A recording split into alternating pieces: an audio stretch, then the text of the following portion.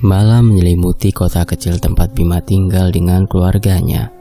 Cahaya lampu jalan yang temaram menyelinap melalui celah-celah jendela rumah sederhana mereka.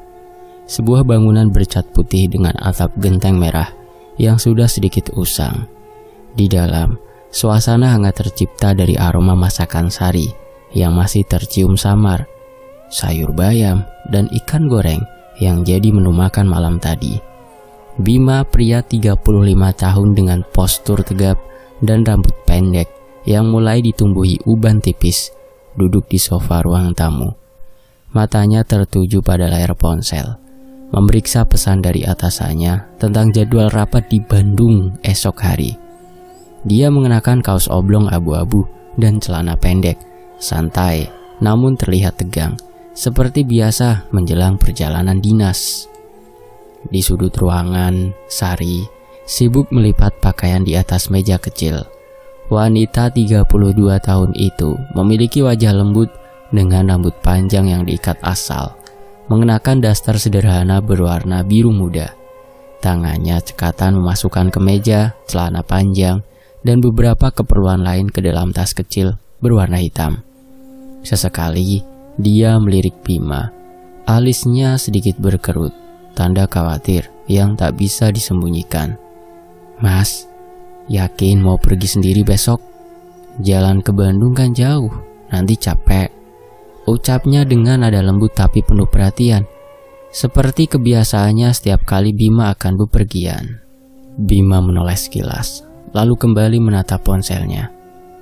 "Udah biasa, lagian cuma semalam di sana. Besok sorenya balik lagi, gak usah khawatir," jawabnya dengan nada ringan namun tegas, menunjukkan sifat keras kepalanya yang sulit digoyahkan. Dia memang tak suka merepotkan orang lain, apalagi meminta teman kantor ikut hanya untuk mengantarnya. Baginya, mengendarai mobil sendirian adalah bagian dari rutinitas yang sudah dia kuasai selama bertahun-tahun bekerja. Sari menghela nafas pelan, tak mau memaksa. Dia tahu betul sifat suaminya. Sekali bilang iya, sulit untuk diubah jadi tidak. Tapi sebagai istri, dia tak bisa menahan rasa was-was. "Ya udah, tapi hati-hati ya mas. Jangan buru-buru di jalan, apalagi malam," pesannya sambil menutup resleting tas. Bima hanya mengangguk kecil, senyum tipis muncul di wajahnya. Tanda dia menghargai perhatian itu, meski tak mau menunjukkannya terlalu jelas. Dari arah dapur, terdengar langkah kecil yang cepat. Dika, anak sulung mereka yang berusia 10 tahun, muncul sambil membawa segelas air putih. Bocah itu memiliki wajah mirip Bima, dengan mata cerdas dan rambut lurus yang sedikit acak-acakan. "Pa, ini airnya. Jangan lupa minum, biar enggak dehidrasi besok," katanya dengan nada so dewasa, membuat Bima tertawa kecil. "Iya bos, makasih ya," balas Bima sambil mengambil gelas itu dan meneguk setengahnya. Tak lama, Lila si bungsu berusia 7 tahun berlari masuk dengan boneka kelinci kesayangannya bergantung di tangan. Gadis kecil itu mengenakan piyama berwarna pink dengan gambar bintang-bintang kecil. Rambutnya dikuncir 2. "Papa, besok bawa oleh-oleh apa buat Lila?" tanyanya dengan suara ceria, langsung duduk di pangkuan Bima. Bima mengacak rambut anaknya itu dengan lembut. "Mau apa? Coklat atau jajan pasar?" tanyanya balik. Matanya penuh sayang meski sikapnya tetap santai. "Coklat, tapi yang besar ya pa," jawab Lila sambil memamerkan gigi depannya yang sedikit ompong. Sari tersenyum dari meja, menimpali. "Jangan banyak-banyak coklat, nanti giginya rusak lagi." Lila cemberut sejenak, tapi Dika langsung menggoda. "Iya, nanti ompong semua kayak nenek-nenek." Ruangan pun dipenuhi tawa kecil, menciptakan suasana hangat yang khas keluarga mereka. Bima bangkit dari sofa, meletakkan gelas kosong di meja. "Aku cek mobil dulu ya," katanya sambil berjalan ke garasi kecil di samping rumah. Sari mengangguk, lalu melanjutkan merapikan barang-barang yang akan dibawa Bima. Di garasi, Bima membuka kap mobilnya. Sebuah sedan tua berwarna silver yang sudah setia menemaninya bertahun-tahun. Dia memeriksa oli, air radiator, dan ban dengan teliti. Kebiasaan yang tak pernah dia lewatkan sebelum perjalanan jauh. Udara malam terasa sejuk. Angin berhembus pelan membawa aroma daun dari pohon mangga di halaman tetangga. Pikirannya tenang, hanya fokus pada rapat besok dan jadwal pulang yang sudah dia rencanakan. Selesai memeriksa, Bima kembali masuk. Sari sudah selesai menyiapkan tas dan kini duduk di sofa bersama anak-anak, membacakan cerita pendek dari buku bergambar milik Lila. "Mas, ini tasnya udah aku taruh di meja makan ya. Jangan lupa bawa charger sama dompet," pesan Sari sambil menutup buku itu. Bima mengangguk, lalu duduk sebentar di samping mereka. "Besok aku berangkat pagi, sekitar jam 6, rapatnya jam 2 siang. Harus nyampe sana sebelum makan siang," jelasnya, lebih kepada dirinya sendiri ketimbang Sari. Sari memandangnya dengan lembut. "Jangan lupa istirahat di jalan kalau capek, Mas. Aku sama anak-anak baik-baik saja kok di rumah," katanya mencoba menenangkan diri sendiri sebanyak menenangkan Bima. Bima tersenyum kecil. Kali ini lebih tulus. "Iya, aku hati-hati. Kalian juga jangan nakal ya, bantu mama," ucapnya sambil menoleh ke Dika dan Lila. Dika mengacungkan jempol, sementara Lila mengangguk sambil memeluk bonekanya. Malam semakin larut. Sari mengajak anak-anak ke kamar mereka, meninggalkan Bima sendirian di ruang tamu. Dia mematikan televisi yang dari tadi hanya jadi latar suara, lalu berjalan ke kamar tidur. Di ranjang sederhana dengan sprei biru tua, dia merebahkan diri, menatap plafon kayu yang sudah sedikit berdebu. Pikirannya melayang pada pekerjaannya, presentasi yang harus dia sampaikan besok, klien yang harus dia yakinkan. Semuanya terasa rutin, biasa saja, seperti puluhan perjalanan dinas sebelumnya. Tak ada bayangan bahwa sesuatu yang luar biasa akan menantinya di Bandung. Bima memejamkan mata, nafasnya perlahan teratur. Di sampingnya, Sari masuk setelah memastikan anak-anak tertidur. Dia berbaring pelan, tak ingin mengganggu Bima yang tampak lelah. "Selamat tidur, Mas," bisiknya lembut, hampir tak terdengar. Bima bergumam kecil, sudah setengah tertidur, dan malam pun menjadi sunyi. Jam dinding berdetak pelan menunjukkan pukul 10 lewat, menandai akhir hari yang biasa bagi keluarga kecil ini. Pagi harinya, sinar matahari pagi menyelinap melalui celah-celah gorden. Bima terbangun oleh suara alarm ponselnya yang berbunyi pelan di pukul 5 lelet. Dia bangkit, mengucek mata, lalu berjalan ke kamar mandi untuk cuci muka. Sari sudah bangun lebih awal, menyiapkan sarapan sederhana, nasi goreng dan teh hangat yang aromanya mengisi rumah. Bima duduk di meja makan, menghabiskan sarapan dengan cepat sambil sesekali mengangguk pada obrolan dengan Sari tentang jadwal anak-anak hari itu. Selesai makan, Bima mengambil tasnya dari meja. Dika dan Lila muncul dari kamar, masih mengantuk tapi bersikeras mengantarnya ke pintu. "Hati-hati ya, Pak," seru Dika, sementara Lila menambahkan, "Jangan lupa coklatnya." Bima tertawa kecil, mengangguk. Sari berdiri di ambang pintu, memeluknya singkat. "Telepon aku kalau udah nyampe ya," pintanya dengan senyum tipis. "Pasti," jawab Bima, lalu berjalan ke mobil. Dia menyalakan mesin, melambaikan tangan pada keluarganya yang berdiri di teras, dan mulai mengemudi perlahan meninggalkan rumah. Jalanan masih sepi, kabut pagi tipis menyelimuti kota kecil itu. Bima memutar radio, mendengarkan lagu lawas sambil fokus pada perjalanan panjang ke Bandung. Pikirannya hanya pada tugasnya, rapat, presentasi, dan pulang tepat waktu. Tak ada firasat apapun tentang apa yang akan ditemui di sana. Hanya keyakinan bahwa ini akan jadi perjalanan biasa seperti sebelumnya. Langit mendung ketika Bima akhirnya memasuki kawasan Bandung. Jarum jam di dashboard masih menunjukkan beberapa waktu sebelum jam rapat. Udara dingin khas dataran tinggi menyelinap melalui celah jendela yang sedikit terbuka. Perjalanan pagi yang panjang membuat tubuhnya terasa kaku, pundaknya pegal, dan matanya sedikit perih karena kurang tidur.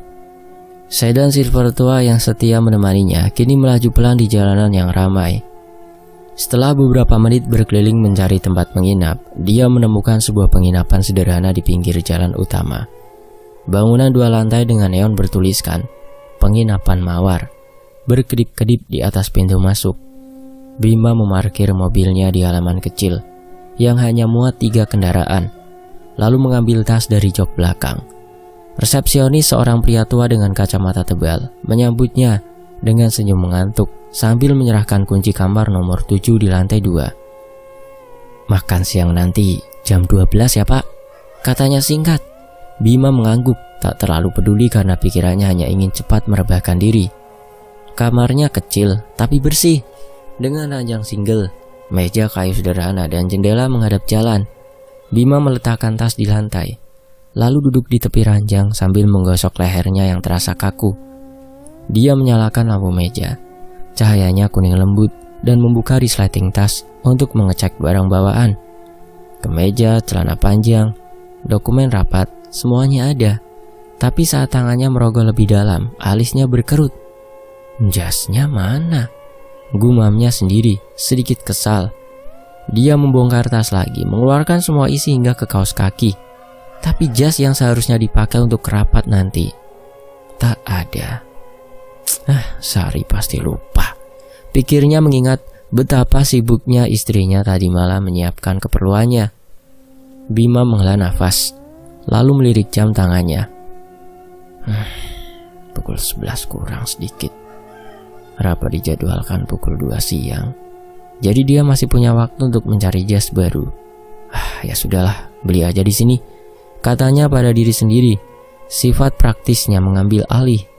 Dia memutuskan untuk tidur sebentar, merebahkan diri tanpa ganti baju dan memejamkan mata. Suara kendaraan yang mulai ramai di luar tak terlalu mengganggunya. Tubuhnya terlalu lelah untuk peduli. Dalam hitungan menit, dia sudah tertidur. Nafasnya teratur di tengah keheningan kamar.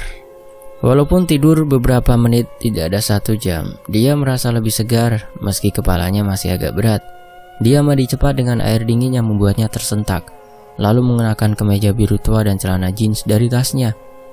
Setelah makan siang sedikit di ruang makan penginapan, dia mencari info dari resepsionis tentang pusat perbelanjaan terdekat.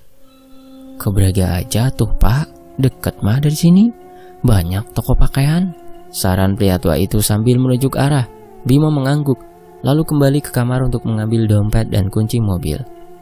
Perjalanan ke Braga hanya memakan beberapa menit saja. Bima memarkir mobilnya di dekat sebuah mal kecil yang sudah ramai dengan pengunjung. Udara Bandung masih terasa sejuk. Angin bertiup pelan membawa aroma kopi di kafe-kafe di sekitar. Dia masuk ke dalam mal, langsung menuju lantai 2 tempat toko-toko pakaian berjejer. Pikirannya fokus pada satu tujuan, menemukan jas yang layak untuk rapat siang ini segera. Dia masuk ke beberapa toko, memeriksa harga dan model, tapi belum ada yang benar-benar cocok. Terlalu mahal, gumamnya di satu toko, lalu kurang pas di toko berikutnya. Sifat praktisnya membuatnya tak mau buru-buru memilih. Dia ingin sesuatu yang sederhana tapi tetap rapi. Saat melangkah ke arah toko berikutnya, pandangannya tiba-tiba berhenti. Di sudut lorong, dekat rak baju wanita, berdiri seorang perempuan yang langsung menarik perhatiannya.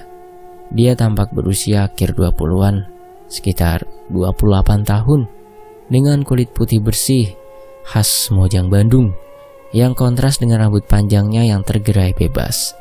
Tubuhnya proporsional, tak terlalu kurus namun anggun. Mengenakan blus putih dan rok panjang berwarna pastel. Dia sedang memilih baju, memegang sehelai gaun biru muda, dan memandangnya dengan ekspresi santai namun penuh pesona. Bima tak bisa menjelaskan kenapa matanya tak mau berpaling. Ada sesuatu pada wanita itu yang membuatnya terpaku. Tanpa sadar kakinya melangkah mendekat. Saat jaraknya tinggal beberapa meter, aroma harum lembut menyelinap ke hidungnya. Parfum bunga yang manis namun tak berlebihan, memabukkan dengan cara yang halus. Bima menelan ludah. Tiba-tiba merasa gugup, sesuatu yang jarang dirasakan. Permen karet, katanya dalam hati, mencari alasan untuk memulai percakapan. Dia berhenti di dekat rak sebelahnya, pura-pura melihat ke meja, lalu melirik lagi ke arah wanita itu.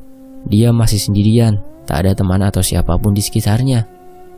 Akhirnya Bima memberanikan diri. Permisi, sapanya dengan suara yang sedikit bergetar. Ini mallnya ramai banget ya?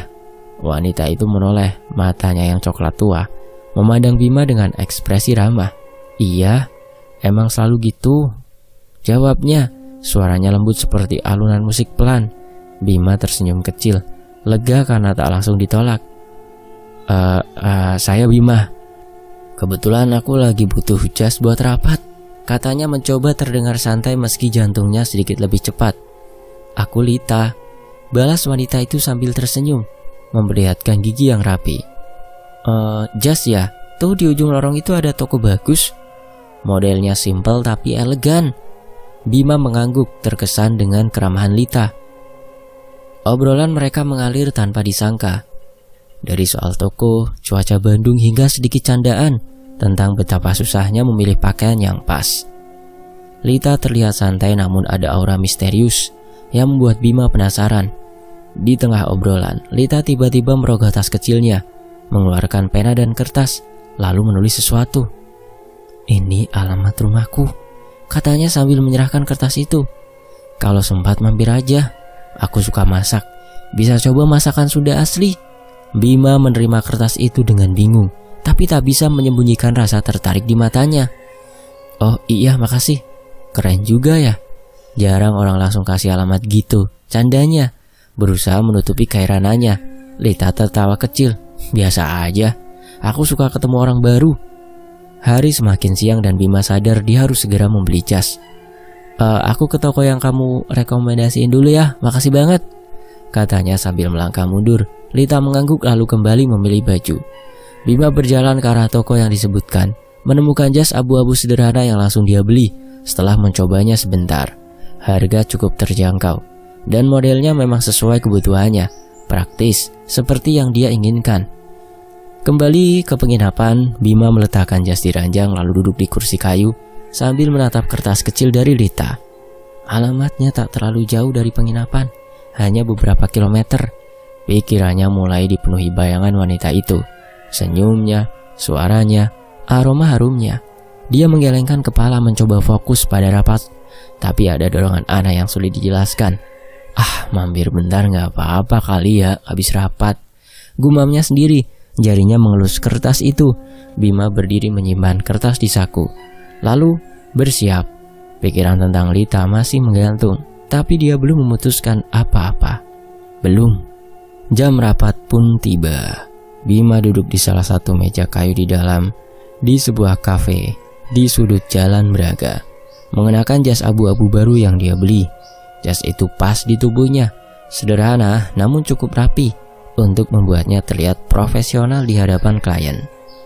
Di depannya dua pria berpakaian formal, salah satunya berkacamata tebal, yang lain membawa laptop sedang menjelaskan sesuatu tentang proyeksi penjualan kuartal depan. Slide presentasi berganti-ganti di layar proyektor kecil, penuh dengan grafik dan angka. Tapi mata Bima tak benar-benar melihatnya. Pikirannya melayang jauh dari kafe ini. Kembali ke lorong mall, wajah Lita terus muncul di kepalanya. Kulitnya yang putih bersih, rambut panjang yang tergerai dan senyum ramah yang seolah menyihirnya. Suaranya yang lembut seperti alunan angin sepoi-sepoi masih bergema di telinganya. Terutama saat dia berkata, mampir aja. Bima mengangguk kecil pada klien yang sedang berbicara, pura-pura mendengarkan, tapi otaknya sibuk memutar ulang setiap detail pertemuan itu. Aroma parfum bunga yang harum, kertas kecil dengan tulisan tangan rapi, semuanya terasa begitu nyata seolah Lita berdiri di sampingnya saat ini. Dia menggosok jari-jarinya di bawah meja, merasakan tekstur kertas alamat yang masih tersimpan di saku jasnya. Jadi Pak Bima, menurut Bapak bagaimana rencana ini? Tanya pria berkacamata memotong lamunan Bima. Dia tersentak, tersenyum kaku dan buru-buru menjawab, iya bagus, saya setuju. Tinggal detailnya kita sesuaikan nanti. Jawabannya ambigu, tapi untungnya klien itu tak terlalu memperhatikan, langsung melanjutkan penjelasan. Bima menghela nafas pelan, mencoba memaksa dirinya fokus. Ini bukan pertama kalinya dia menghadiri rapat seperti ini. Biasanya dia cermat bahkan kritis. Tapi kali ini dia seperti orang lain. Pikirannya tak bisa diam, terus kembali pada Lita, pada undangan aneh yang tak dimintanya itu. Rapat berlangsung lebih singkat dari perkiraan. Pukul 4, klien menutup laptop mereka, berjabat tangan, dan berpamitan dengan senyum puas. "Nanti kita lanjut via email ya Pak," kata yang berkacamata. Bima mengangguk, lega, karena tak ada diskusi panjang yang memaksanya berpikir keras. Dia membayar tagihan kopi yang hampir tak disentuhnya, lalu berjalan keluar kafe. Udara sore Bandung terasa sejuk, angin membawa aroma bunga dari trotoar. Bima menarik nafas dalam, mencoba menjernihkan pikiran. Tapi bayangan Lita malah semakin kuat. Dia melirik jam, masih ada waktu sebelum malam tiba. Kembali ke penginapan dulu, gumamnya. Tapi kakinya terasa berat, seolah ada dorongan tak terucap untuk pergi ke alamat itu sekarang. Di penginapan, Bima masuk ke kamarnya dengan langkah cepat. Dia meletakkan tas dokumen di meja lalu melepas jas dan menggantungnya di lemari kecil. Air dingin dari kamar mandi menyegarkan tubuhnya yang lelet, tapi tak cukup mencuci bersih pikiran yang kacau. Sambil menggosok rambutnya dengan handuk, dia berdiri di depan cermin, menatap wajahnya sendiri. "Fokus Bim, besok pulang," katanya keras, mencoba menegaskan diri. Tapi kertas di saku jas itu seolah memanggilnya. Dia mengambilnya, membaca alamat dengan teliti. Jalan Ciampelas, nomor yang tak terlalu jauh dari penginapan. Cuma mampir bentar pikirnya mencari alasan untuk dirinya sendiri. Malam mulai turun ketika Bima keluar dari penginapan. Langit Bandung berubah jadi kelabu tua. Bintang-bintang samar tertutup awan tipis. Dia menyalakan mobil, memasukkan alamat ke aplikasi peta di ponselnya dan menuju perlahan. Jalanan sudah ramai dengan kendaraan. Lampu-lampu kota menyala terang di kejauhan. Perjalanan tak lama, hanya sekitar 10 menit, dan dia tiba di sebuah gang kecil dengan deretan rumah sederhana. Nomor yang sesuai dengan kertas itu adalah rumah kecil bercat krem dengan lampu temaram di teras yang memberikan kesan hangat namun misterius. Bima memarkir mobil di pinggir jalan, mematikan mesin dan duduk diam sejenak. Jantungnya sedikit lebih cepat. Dia turun melangkah pelan menuju teras. Sebelum sempat mengetuk, pintu terbuka dan Lita muncul di ambang. Dia mengenakan kaos longgar berwarna putih dan celana panjang santai. Tapi entah kenapa, tetap terlihat memikat. Mungkin karena cara dia berdiri, santai namun penuh daya tarik, atau rambutnya yang terlepas begitu saja. Bima, datang beneran," katanya dengan senyum kecil. Suaranya lembut seperti tadi pagi. Bima tersenyum gugup, mengangguk. "Iya, kebetulan kerjaan udah selesai kok. Nggak ganggu kan?" tanyanya, berusaha terdengar biasa aja. Nggak sama sekali. "Masuk aja," jawab Lita membuka pintu lebih lebar. Bima melangkah masuk, mencium aroma bunga yang sama seperti di mall, bercampur dengan sedikit wangi masakan dari dapur. Ruang tamu kecil itu sederhana, sebuah sofa tua, meja kayu dan rak penuh buku bekas. Lita mengambil segelas air dari meja, menyuguhkannya bersama sepiring kue kering. "Aku baru selesai masak tadi, cuma sayur sama ikan, nggak sempat bikin yang spesial," katanya sambil duduk di sofa. Bima mengangguk, menyesap air itu, tapi perutnya keroncongan pelan. Aku belum makan malam sih. Ada tempat makan dekat sini nggak?" tanyanya setengah bercanda. Lita tertawa kecil. "Aku temenin deh, ada warung makan enak di ujung gang." Bima setuju dan mereka berjalan keluar bersama. Warung kecil itu penuh sesak dengan pengunjung, tapi mereka berhasil mendapat meja di sudut. Bima memesan nasi dengan ayam goreng, sementara Lita hanya memesan teh manis. Di bawah lampu neon yang sedikit berkedip, Lia mulai bercerita. Aku janda, tinggal sendiri di sini. Anakku sama ibuku di kampung," katanya santai, tapi ada nada sedih yang terselip. Aku pengen buka usaha kecil, Jualan baju mungkin, tapi modalnya belum ada. Bima mendengarkan, entah kenapa merasa iba. Kalau modal doang, aku bisa bantu kok, katanya. Tiba-tiba sifat impulsifnya muncul begitu saja. Lita memandangnya dengan mata berbinar. Senyum manis kembali muncul. Beneran? Wah, makasih banget Bim, balasnya suaranya penuh harap. Makan malam berlangsung hangat, penuh obrolan ringan tentang hidup Lita di Bandung dan sedikit candaan yang membuat Bima merasa nyaman. Terlalu nyaman, mungkin. Setelah selesai, Bima mengantar Lita kembali ke rumahnya. Di teras, Lita berhenti memandangnya dengan tatapan yang sulit dibaca. Makasih ya udah mampir, senang banget ketemu kamu, katanya lembut. Bima tersenyum, tapi ada sesuatu di dadanya yang bergetar. Hasrat yang mulai terasa, meski dia coba abaikan. Iya Lita, aku juga besok balik ke kota. Tapi senang juga ketemu kamu kok, jawabnya suaranya sedikit serak. Lita mengangguk, lalu masuk ke dalam, meninggalkan Bima di teras dengan pikiran yang kacau. Dia kembali ke hotel. Langkahnya berat. Di kamar dia duduk di ranjang, gelisah memikirkan Lita. Senyumnya, ceritanya, dan tatapan terakhir itu. Dia mengeluarkan ponsel mengetik pesan singkat. Malam ini seru, kalau aku ajak ke penginapan buat ngobrol lagi, mau nggak? Jarinya ragu di atas tombol kirim, tapi hasratnya menang. Dia menekan tombol itu lalu menunggu. Jantungnya berdetak kencang dalam sunyi malam. Di malam berikutnya di Bandung terasa lebih gelap dari biasanya. Bima lupa dengan anak istrinya. Janjinya segera pulang, malah nginap lagi. Awan tebal menutupi langit hingga bintang-bintang tak terlihat. Di kamar nomor 7 penginapan Mawar, Bima duduk di tepi ranjang.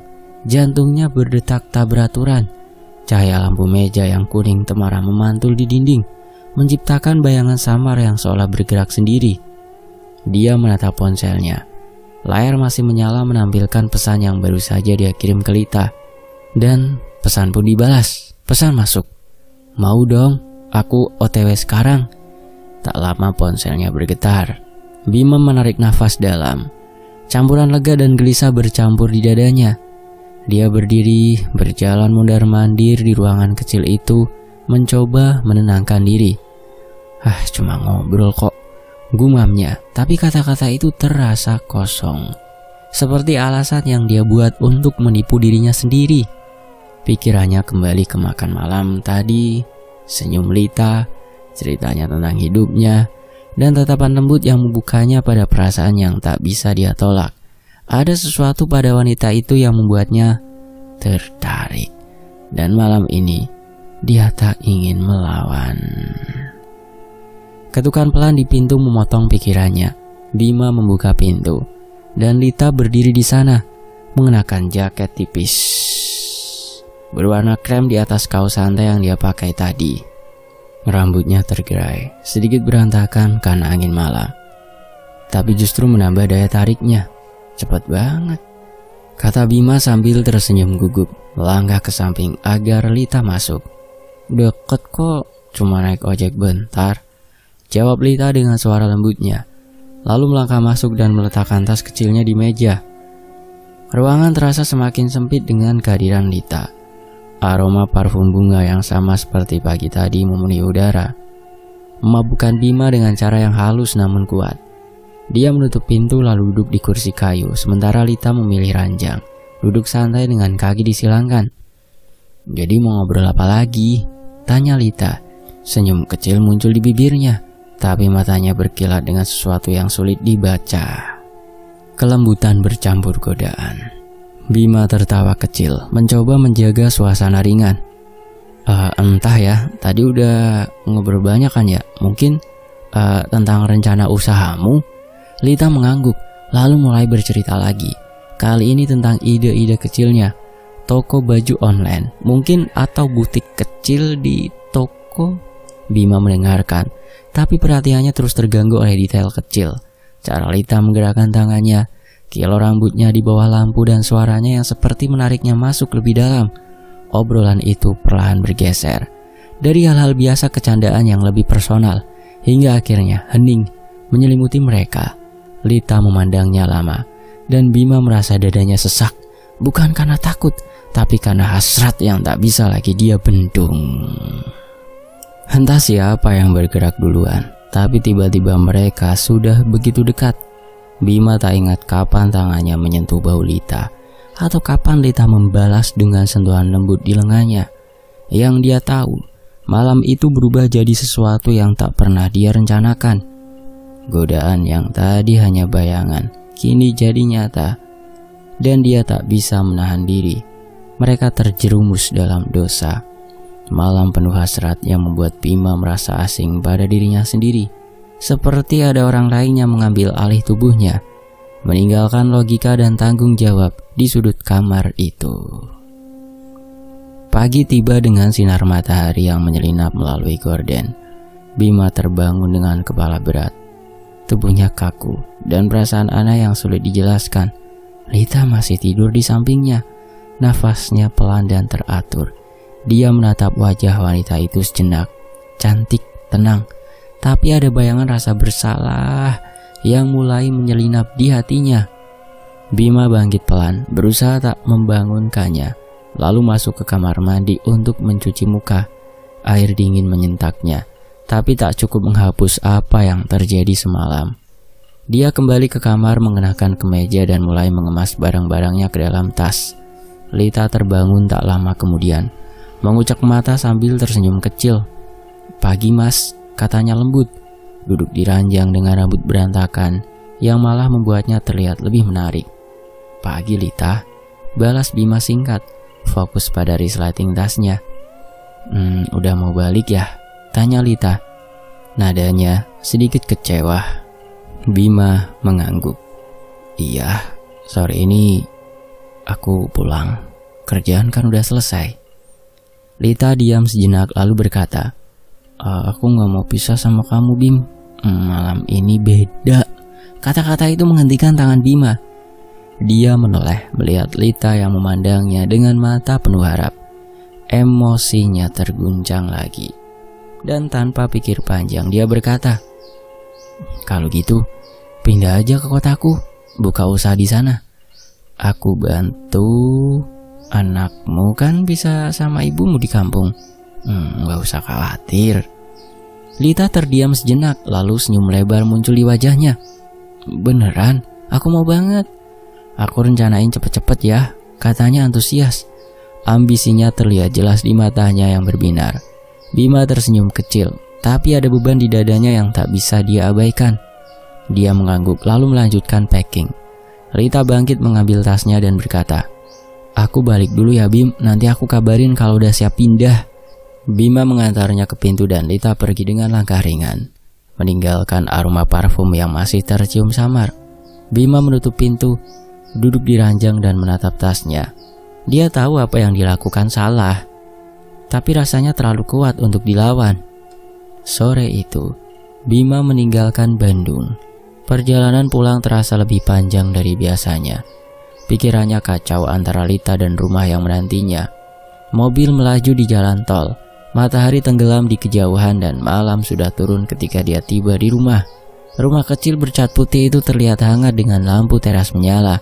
Bima memarkir mobil, mengambil tas, dan masuk dengan langkah lelet. Sari menyambutnya di pintu, senyum lembut di wajahnya. "Mas, akhirnya pulang. Capek ya?" tanyanya mengambil tas dari tangan Bima. "Iya, capek banget," jawab Bima singkat. Nadanya dingin tanpa dia sadari. Dia melewati Sari menuju ruang tamu dan duduk di sofa tanpa banyak kata. Sari mengikuti, membawakan segelas air, tapi Bima hanya mengangguk kecil sebagai tanda terima kasih. Di kamar, setelah mandi dia berbaring di ranjang, mengeluarkan ponselnya. Pesan dari Lita masuk. "Makasih ya Bim, aku seneng banget." Bima tersenyum sendiri, jarinya mengetik balasan singkat. "Sama-sama, cepat pindah ya." Sari masuk ke kamar, melihatnya, tapi tak bertanya apa-apa, hanya diam dengan tatapan penuh tanda tanya. Pagi berikutnya, Bima bangun dengan suasana yang berbeda. Sari menyiapkan sarapan seperti biasa, tapi Bima terasa jauh. Pikirannya masih tertinggal di Bandung. Saat pamit ke kantor, dia mengambil tas kerjanya lalu berkata, "Aku berangkat dulu ya, Lid." "Hah?" Dia tersentak. "Cepat memperbaiki." Maksudnya aku buru-buru, takut terlambat." Sari mengerutkan kening. "Lid, siapa mas?" tanyanya dengan nada bingung. Bima menggeleng cepat. Enggak, salah ngomong. Udah, aku pergi dulu ya." Dia berjalan cepat ke mobil, meninggalkan Sari yang berdiri di pintu. Wajahnya penuh keheranan yang tak terucapkan. Hari itu, langit kota kecil tempat Bima tinggal diselimuti awan tipis, memberikan kesan kelabu yang seolah mencerminkan perubahan yang tak terucapkan dalam hidupnya. Pagi 3 hari setelah kepulangannya dari Bandung, sebuah pesan dari Lita masuk ke ponselnya. "Aku udah sampai stasiun, Bim. Jemput aku ya." Bima yang sedang duduk di meja makan sambil minum kopi langsung tersenyum kecil. Dia mengabaikan tatapan Sari yang sedang menggoreng telur di dapur. Buru-buru meneguk sisa kopinya dan berkata, "Aku ke kantor dulu ya." Sari hanya mengangguk, tak tahu bahwa urusan di kantor itu adalah kedatangan wanita yang kini mengisi pikiran suaminya. Di stasiun, Bima memarkir mobilnya di dekat pintu keluar. Lita muncul dari kerumunan, mengenakan jaket denim dan membawa koper kecil yang berwarna merah. Rambutnya tergerai, dan senyumnya yang manis langsung menyapa Bima saat dia melambai. "Makasih udah jemput aku ya, Bim," katanya dengan suara lembut, melangkah mendekat. Bima mengangguk, mengambil koper itu dan membukakan pintu mobil untuknya. "Udah siap mulai hidup baru di sini?"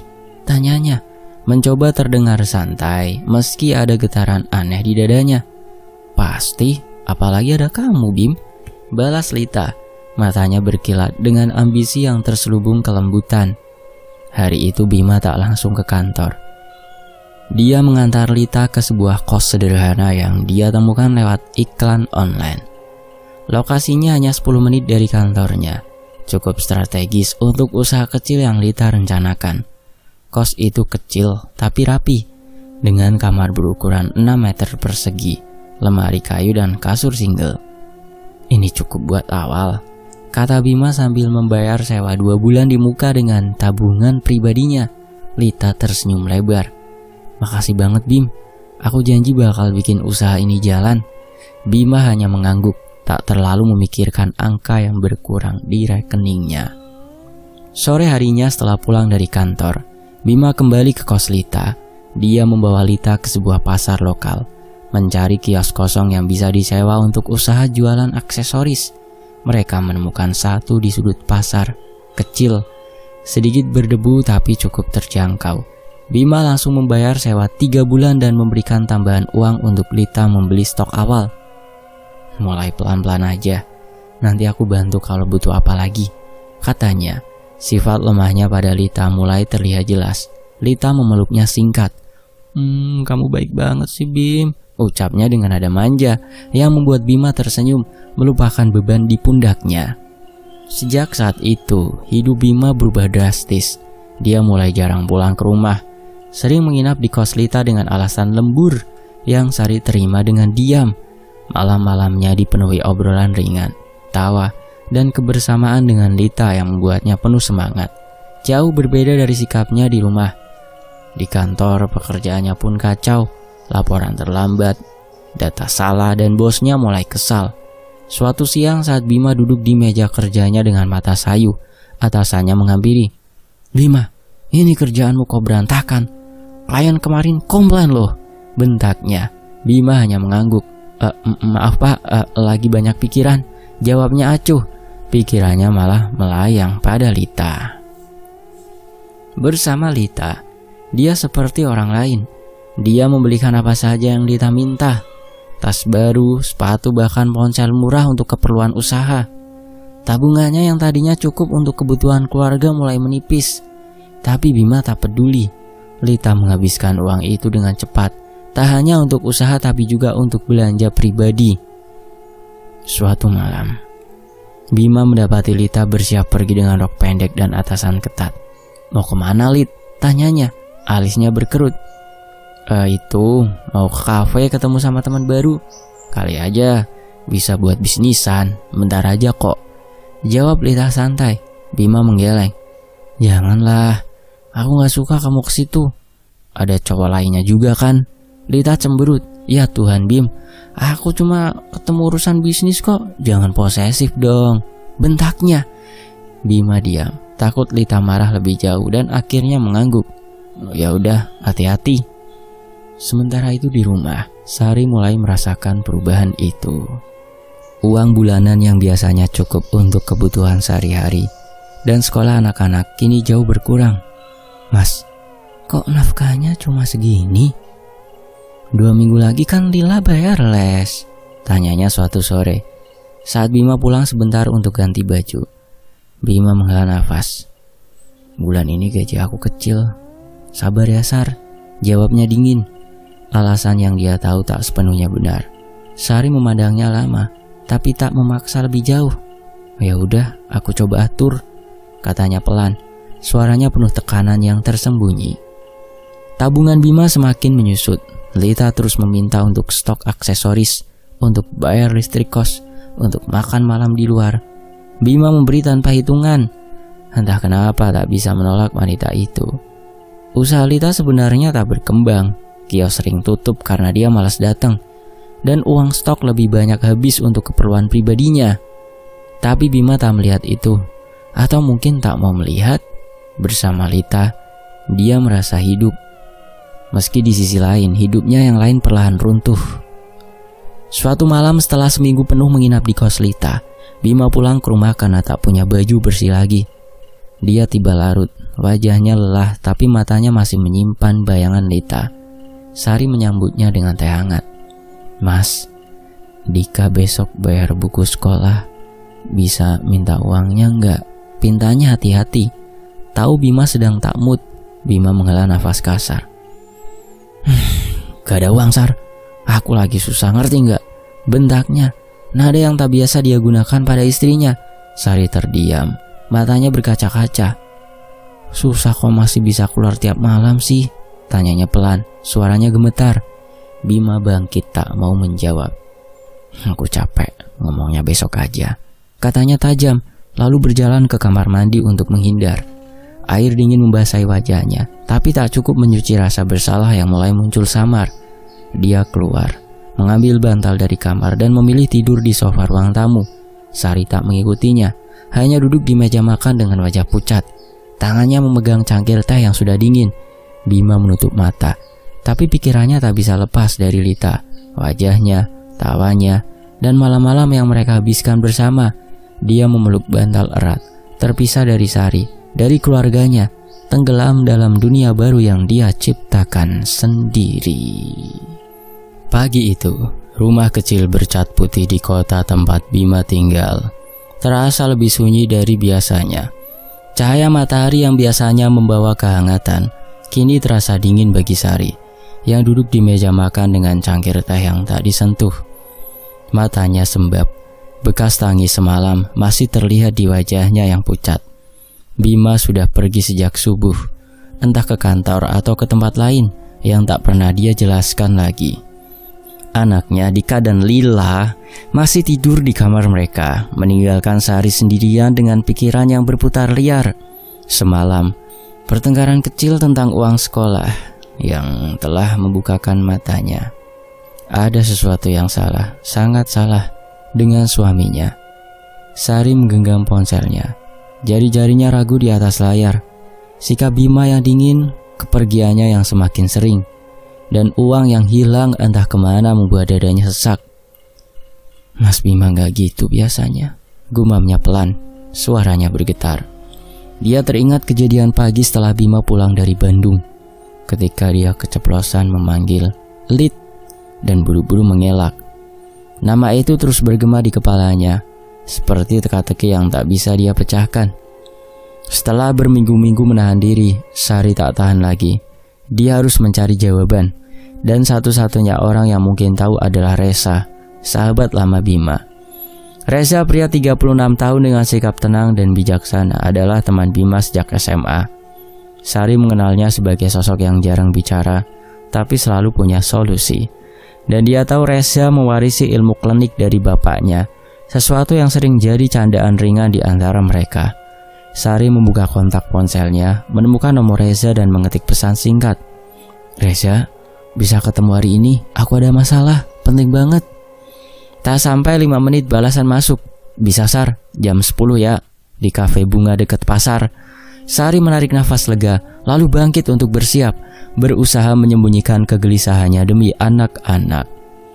Pukul 10, Sari tiba di kafe bunga, sebuah tempat kecil dengan meja-meja kayu dan aroma kopi yang menguar lembut.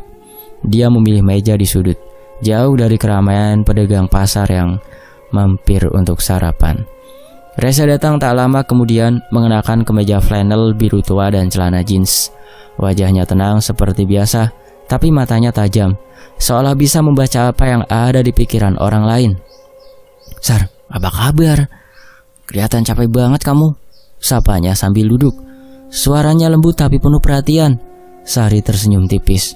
Enggak apa-apa Res, cuma aku bingung sama Bima." Sari mulai menceritakan semuanya. Sikap Bima yang berubah sejak pulang dari Bandung, malam-malam yang dia habiskan di luar rumah, dan uang yang hilang tanpa jejak. Tabungan kita menipis Res, dia bilang gajinya kecil, tapi aku tahu dia bohong. Aku minta uang buat Dika buat sekolah, dia malah marah-marah. Katanya suaranya mulai pecah.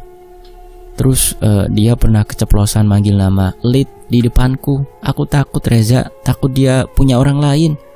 Air mata akhirnya jatuh, dan Sari buru-buru mengusapnya, malu karena tak bisa menahan diri. Reza mendengarkan dengan tenang, jari-jarinya mengetuk pelan di meja. Ketika Sari selesai, dia menghela nafas panjang, lalu menatapnya dengan serius. "Sar, aku udah lama curiga sama Bima. Dia cerita ke aku pas ketemu di warung kopi sebulan lalu. Dia bilang, ketemu cewek di Bandung namanya Lita." Katanya pelan. Sari tersentak. Lita? Jadi Lit itu dia?" Reza mengangguk. "Iya, aku udah coba nasehatin dia, Sar. Bilang kalau ada yang gak beres sama cewek itu, tapi dia nggak denger. Dan sekarang aku yakin Bima kena pelet." Sari mengerutkan kening. Pelet? Maksudnya apa, Za?" Reza mencondongkan tubuhnya sedikit. Suaranya turun jadi bisik. "Ilmu hitam, Sari. Bima gak cuma suka sama Lita, dia dikendalikan. Makanya dia cuek sama kamu. Makanya uangmu habis. Lita pakai cara kotor buat bikin Bima takluk. Ngasih apa yang dia minta tanpa pikir." Sari menutup mulutnya, air mata kembali mengalir. "Astagfirullah, jadi selama ini dia gak sadar?" tanyanya. Suaranya gemetar penuh ketakutan. "Ya bisa dibilang gitu, Sar," jawab Reza tegas. "Aku udah lihat tanda-tandanya. Bima cerita kalau dia gak bisa nolak apa yang Lita minta, kayak gak punya kontrol. Aku coba cek pakai ilmu yang aku punya, aku scan, dan batin aku bilang ini bukan cuma perasaan biasa." Sari menangis lebih keras, tapi kali ini ada kemarahan di matanya. "Terus aku harus ngapain, Za? Aku gak mau rumah tanggaku hancur gara-gara perempuan itu," pintanya. Nadanya penuh keputusasaan, tapi juga tekad. Reza menenangkannya dengan gerakan tangan pelan. "Tenang, Sar. Aku bakal bantu. Aku akan ketemu Lita. Coba bebaskan Bima dari pelet ini. Aku punya cara, tapi aku butuh Bima ada di sana biar aku bisa buka matanya," katanya bijaksana. Sari mengangguk cepat. "Tolong, Za, aku percaya sama kamu." Reza tersenyum kecil. "Aku janji bakal usaha, Sar. Nanti aku hubungin Bima. Bilang ada urusan penting. Kamu sabar ya, jaga anak-anak dulu." Sementara itu di sisi lain, Bima duduk di kos Lita, di sofa tua yang sudah sedikit reot. Lita sedang menghitung uang di meja, uang yang Bima berikan tadi pagi. Katanya untuk stok baru, tapi sebagian sudah dipakai untuk beli baju dan makan siang bareng temen. Usaha jualan aksesorisnya, ya gagal total. Kios jarang buka, barang tak laku. Tapi Bima tak sadar atau tak mau sadar, tabungannya sekarang sudah habis. Dan kemarin dia terpaksa pinjam uang dari teman kantor dengan alasan butuh buat keluarga. "Bim, aku butuh tambahan nih." Listrik kos naik, kata Lita manja, memandangnya dengan mata penuh harap. Bima mengangguk. Nanti aku cari ya, jawabnya otomatis. Pikirannya buta oleh pesona Lita. Di rumah, pertengkaran dengan Sari semakin sering. Malam sebelumnya saat dia pulang sebentar untuk ambil baju, Sari bertanya lagi soal uang. Mas, Lila butuh sepatu baru, yang lama udah robek, bisa kasih nggak? Pintanya hati-hati. Bima menggeram. Aku bilang aku lagi susah, Sar, sabar dong, bentaknya. Lalu pergi ke kamar tanpa melihat wajah Sari yang memucat. Dia tak peduli, hatinya sudah tertutup untuk keluarganya. Pikirannya hanya pada Lita dan kehidupan baru yang dia jalani. Sore itu, ponsel Bima bergetar saat dia duduk di kos Lita. Pesan dari Reza. Bim, ketemu besok ya, ada urusan penting. Jam 3 di warung biasa. Bima mengerutkan kening tapi tak curiga apa-apa. Oke, aku datang, balasnya singkat. Lalu kembali fokus pada Lita yang sedang berdandang di depan cermin kecil. Mau kemana lagi, Lit? Tanyanya. Nadanya sedikit kesal. Cuma ketemu teman bentar, tenang aja, jawab Lita santai. Lalu melangkah keluar, meninggalkan Bima sendirian dengan pikiran kosong. Bima bersandar di sofa, menatap plafon yang mulai retak. Dia setuju bertemu Reza besok, tapi tak ada firasat apapun tentang apa yang menantinya. Pikirannya hanya penuh dengan Lita, aromanya, tawanya, dan kehangatan yang membuatnya lupa segalanya. Dia menutup mata, tenggelam dalam ilusi yang dia kira kebahagiaan, tanpa tahu bahwa kebenaran sudah mengetuk pintu. Singkat cerita, setelah bertemu di warung dengan Reza mengajak Bima untuk kembali ke kosannya Lita. Reza mengendarai motor tua miliknya sementara Bima duduk di jok belakang. Tangannya memegang erat pinggang sahabatnya itu. Angin sepoi-sepoi membawa aroma tanah basah setelah hujan ringan tadi siang. Tapi Bima tak benar-benar merasakannya. Pikirannya penuh dengan Lita. Dia tak tahu bahwa Reza punya rencana lain, sesuatu yang akan mengubah segalanya. Mereka tiba di gang kecil tempat kos Lita berdiri. Sebuah bangunan sederhana dengan dinding cat krem yang mulai mengelupas. Reza memarkir motor di pinggir jalan lalu menoleh ke Bima. Loh, kok malah ke kosannya Lita sih, Za? Iya, aku bawa ke sini bukan cuma buat ketemu Lita. Ada yang harus kamu lihat dengan matamu, yang benar-benar matamu, katanya dengan nada tegas. Matanya tajam penuh wibawa. Bima mengerutkan kening. Apa sih, Za? Kok kamu jadi misterius banget? Tanyanya. Nadanya sedikit kesal tapi tak curiga. Reza tak menjawab, hanya melangkah menuju pintu kos dan mengetuk keras. Lita membuka pintu beberapa detik kemudian, mengenakan kaos longgar dan rok sederhana. Rambutnya diikat asal. Senyum kecil muncul di wajahnya saat melihat Bima, tapi langsung memudar ketika matanya bertemu dengan tatapan dingin Reza. Bima, ada apa, Bim? Kok sama teman kamu? Tanyanya. Suaranya lembut tapi ada getaran takut yang terselip. Masuk dulu, kata Reza pendek. Tak memberi ruang untuk penolakan, Lita melangkah ke samping, membiarkan mereka masuk ke ruangan kecil yang penuh barang, koper, baju berserakan, dan meja kecil dengan cermin retak. Bima duduk di sofa tua sementara Reza berdiri di tengah ruangan, memandang Lita dengan ekspresi serius. Bim, tutup mata kamu sebentar ya, perintah Reza. Suaranya rendah tapi penuh kuasa. Bima mengerutkan kening lagi. Ngapain, Za? Jangan aneh-aneh deh, protesnya. Tapi Reza tak bergeming. Percaya sama aku, tutup Bim, ulangnya. Kali ini lebih tegas. Dengan enggan Bima memejamkan mata, tangannya mengepal di pangkuan, merasa ada yang tak beres. Reza mengeluarkan sehelai daun kecil dari saku celananya. Daun sirih yang sudah dia siapkan sebelumnya. Dia memegangnya di tangan kanan, lalu mengucapkan beberapa kalimat pelan dalam bahasa yang Bima tak pahami, seperti doa atau mantra. Angin di dalam ruangan tiba-tiba terasa lebih panas, sumuk, meski jendela terbuka. Buka matamu sekarang, Bim, kata Reza setelah beberapa detik hening. Bima membuka mata perlahan dan apa yang dia lihat membuatnya tersentak. Di depannya Lita masih berdiri, tapi wajahnya lain. Bukan wajah cantik dengan kulit putih mulus yang biasa dia lihat. Kulitnya kini kusam, penuh kerutan halus dan matanya tampak lelah, tua, jauh dari pesona yang selama ini memikatnya. Rambutnya yang tergerai tak lagi berkilau, malah tampak kering dan berantakan. Bima bangkit berdiri, nafasnya tersengal. Ini siapa? Lita, kamu penipu, teriaknya. Amarah membuncah di dadanya. Lita mundur selangkah, wajahnya panik. Bima, aku gak ngerti apa yang kamu maksud. Aku gak bohong, balasnya, suaranya bergetar.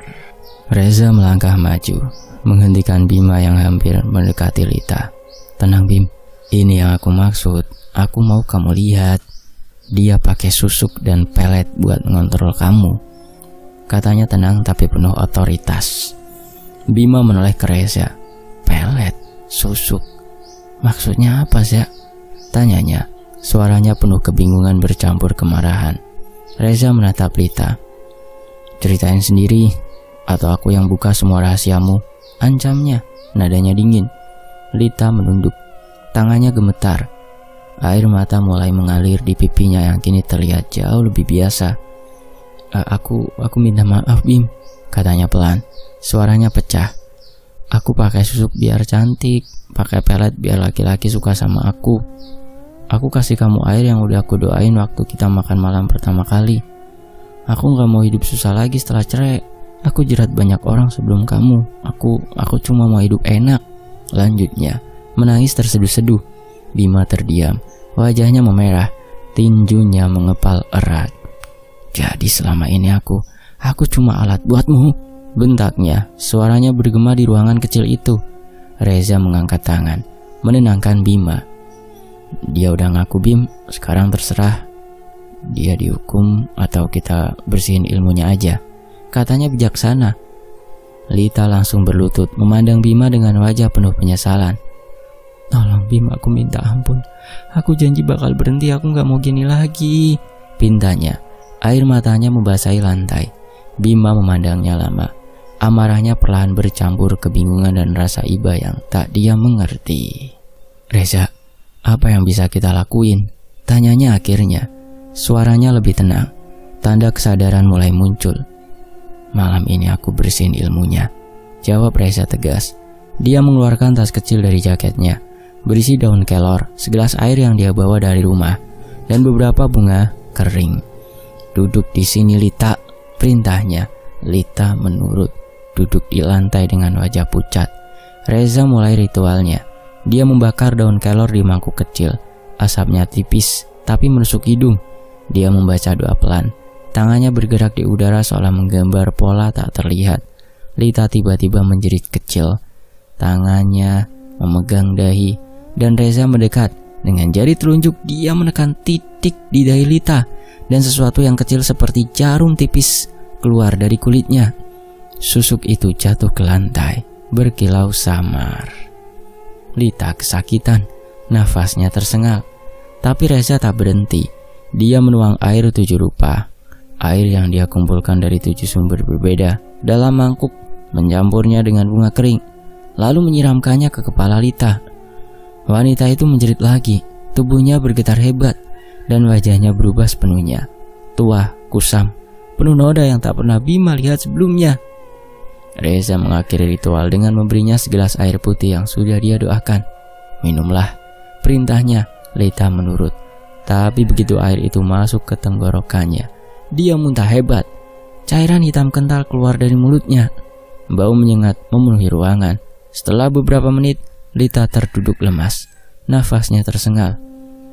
Ilmunya udah hilang, kata Reza tenang, memandang Bima. Dia gak bisa bakal mempengaruhi kamu lagi. Bima mengangguk pelan. Pikirannya mulai jernih, tapi amarahnya masih membara. Lita mengangkat wajahnya. Aku minta maaf Bim. Aku janji bertobat.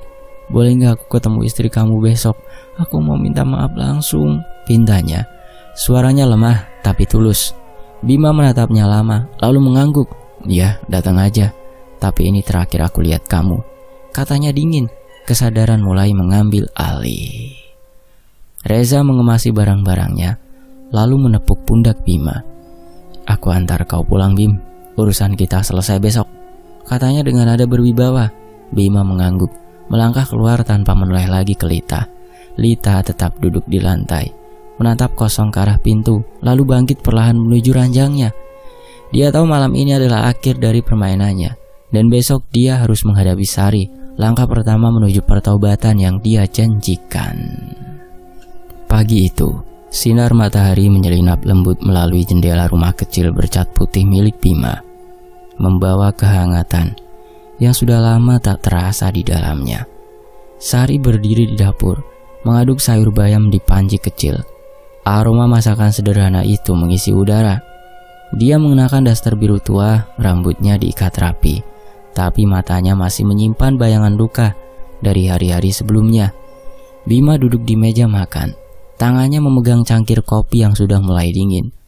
Dia baru saja memberitahu Sari tentang kedatangan Lita pagi ini, wanita yang telah merenggut kebahagiaan keluarganya selama berminggu-minggu. "Dia mau minta maaf, Sar. Aku bilang boleh, biar semua selesai," katanya pelan. Suaranya penuh penyesalan yang baru muncul setelah malam penuh kebenaran kemarin. Sari mengangguk kecil, tak menjawab langsung. Dia hanya mengaduk sayuran lebih cepat, mencoba menahan perasaan campur aduk di dadanya. Ketika bel pintu berbunyi, Bima bangkit, melangkah ke pintu dengan langkah berat. Di ambang pintu berdiri Lita, mengenakan baju sederhana berwarna abu-abu dan jilbab longgar yang tak pernah dia pakai sebelumnya. Wajahnya yang kini tua dan kusam, jauh dari pesona yang dulu, terlihat lelah. Matanya merah karena tangis. "Bim, aku boleh masuk?" tanyanya pelan, suaranya serak. Bima mengangguk, membukakan pintu lebih lebar. Lita melangkah masuk, lalu berhenti ketika melihat Sari di ambang dapur. Tanpa kata, dia berlutut di lantai, air mata mengalir deras. "Mbak Sari, aku minta maaf. Aku udah salah banget sama Mbak, sama keluarga ini. Aku gak punya alasan buat bela diri. Aku cuma minta ampun," katanya terseduh. Tangannya memegang ujung roknya erat-erat. Sari terdiam, matanya berkaca-kaca. Tapi dia melangkah, mendekat dan berjongkok di depan Lita. "Aku maafin kamu, Lita. Bukan karena aku gak sakit hati, tapi karena aku mau damai. Pergi aja, perbaiki hidupmu," ucapnya lembut. Suaranya rapuh tapi penuh keteguhan. Lita mengangguk, masih menangis, lalu bangkit perlahan. "Aku balik kampung hari ini, Mbak. Aku janji gak bakal ganggu lagi. Makasih. Makasih udah maafin aku," katanya lalu memandang Bima sekilas. "Bim, aku pergi ya, jaga keluargamu." Bima hanya mengangguk dingin, tak berkata apa-apa.